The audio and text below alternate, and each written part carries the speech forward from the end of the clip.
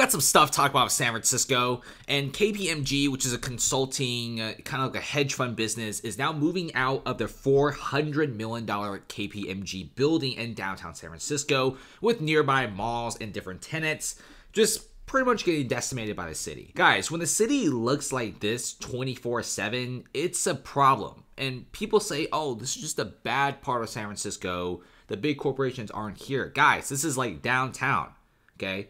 If you look at the Salesforce building and this area, which is like the Civic Center in Tenderloin now, but it's expanding, it's about like a 3 to 5 minute drive or about a 20 to 25 minute walk. It's just a few blocks away. The Twitter headquarters is also right next to this area.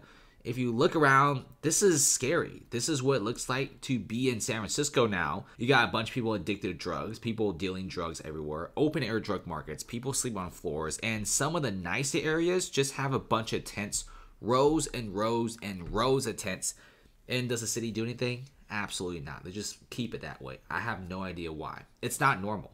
Okay, some people say it's crazy, but some people also say that having people sleeping on the streets is a thing that should be allowed, which of course is killing the San Francisco business right now. And the accounting firm and fund, KPMG, they're out. They don't want this $400 million building anymore. They leased the space all the way back in 2002. They went through the .com bubble. That was just a year after that. And they also went through like the '08 crisis. And then you have 2020, which is the pandemic. And after that, they can't take it anymore.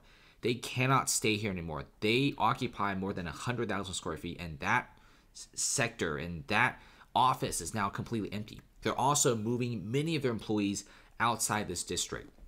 It's not just these guys. You have the troubled San Francisco Center Mall loses $1 billion in value. I can't stress how important this is. This isn't some rando mall in a random city in the United States. We're talking about one of the biggest malls in the country and one of the world's biggest financial and tech hubs. San Francisco's mall here is by far not a small area. This takes up a large chunk of the downtown space. And even on Google Maps, really far away, you do see this humongous white building, which are next to some of the biggest companies in the world. You're on Market Street, which literally just walk down a little bit further. You get to the Salesforce building. You get to 181 Fremont, which is one of the most expensive condo buildings. You get to the San Francisco Trans Bay Area, which is this rooftop garden. But now San Francisco is just completely empty, right? You have a lot of these stores and this mall just leaving. Nordstrom packed up alongside with Nordstrom Rack. You have Park 55 hotels right next to it, a 3,000 room hotel, one of the biggest hotels in the nation. They closed down, foreclosed on a $700 to $800 million loan, and they're like, peace out. This is not normal considering Westfield says that all their other malls have a vacancy rate of less than 8%. And usually when there are vacancies, it's because they're transitioning.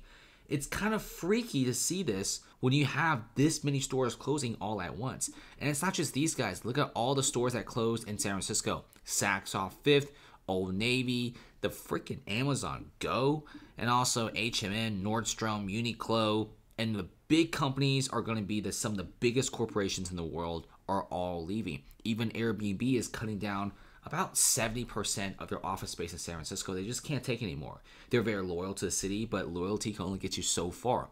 They cannot stay in the city anymore. Many of these retail stores are also experiencing high amounts of shoplifting, and they're just simply closing down. And like I said, when you have this scene happening every single day, many business owners are just fed up. Business owners, they just can't survive here. You open a few stores, you have a bunch of tents outside your establishment, you call a city council or 911, they don't do anything. And your property value goes down, your store value goes down, and no customers.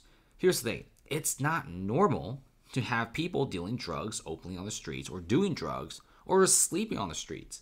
The city makes a lot of money from taxes, and I don't know what they're spending on. Now you got some of the biggest malls in the world, the biggest hedge funds in the world, and some of the most famous retail stores in the world are all closing down.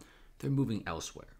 Thanks for watching, guys. Comment below. Before we leave, check out the private Discord server, guys. Patreon link below for some awesome trades. And we trade live on a daily basis every single day. Trade with us, guys. Make some money with us. It's a fantastic server. And see you later.